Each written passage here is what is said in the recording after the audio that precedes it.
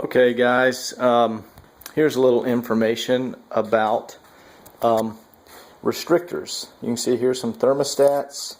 Here's I think that's a 1-inch restrictor. You can get 5/8 or 1/2 inch. Moroso sells them in a set.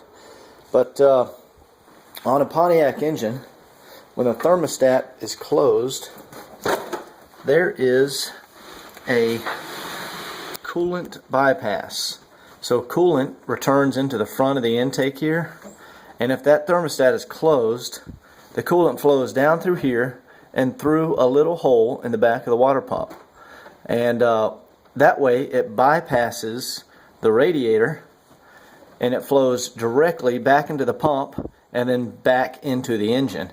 So that allows the coolant to just get hotter and hotter and hotter for the engine to warm up. And then as soon as the radiator or the engine gets up to temp, the thermostat pops open and starts cooling.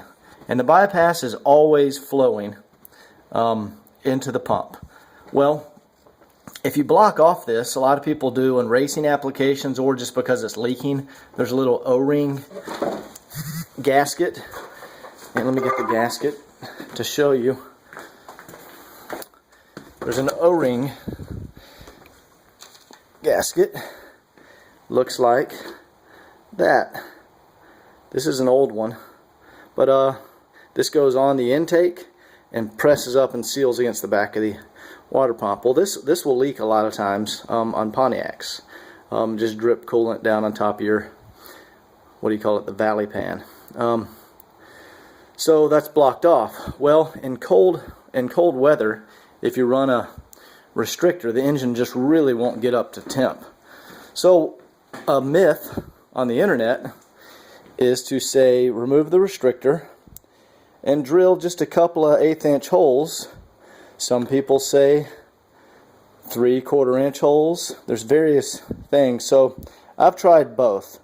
With 3/4 inch holes, it makes absolutely no difference. Your engine will not come up to temperature. It'll run about 150 degrees if it's 50 degrees outside. If you drill 2 1/8 inch holes, the engine will come up to temperature, but it won't get to 180. Now, this is an aluminum aftermarket radiator I'm talking about, and aluminum heads. It's going to be different for stock radiator and iron heads.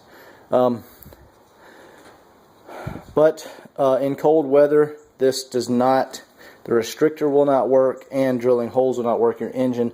Also, if you drill little holes here, your temperature gauge will fluctuate, 20, 30 degrees at a time.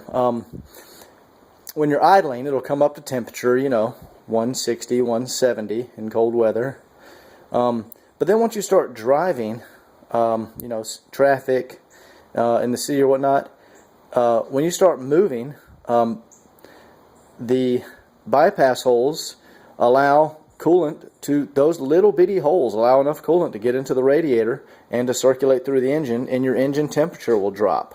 And then when you slow down, it'll rise back up to 160 and then drop back down to 140 when you get moving. So this does not work in cold weather. In hot weather, a restrictor, this summer I think it was running my engine around 160. So anyway, I have unblocked the bypass, and a good trick, so you don't have to take off your intake, is to cut. See where I've cut the front of the crossover? I've cut that off of the intake, and I just sealed up, and you can see some RTV on there, and I put the O-ring in there. And so the bypass is now active again, and I have a 180 thermostat. So, moral of the story, restrictors are bullshit if you have somewhat of a street/track day car, pro touring car. They are race only. Will not work on the street. And the myths about drilling holes in the wintertime doesn't work. I've done extensive testing over the last 2 days, and the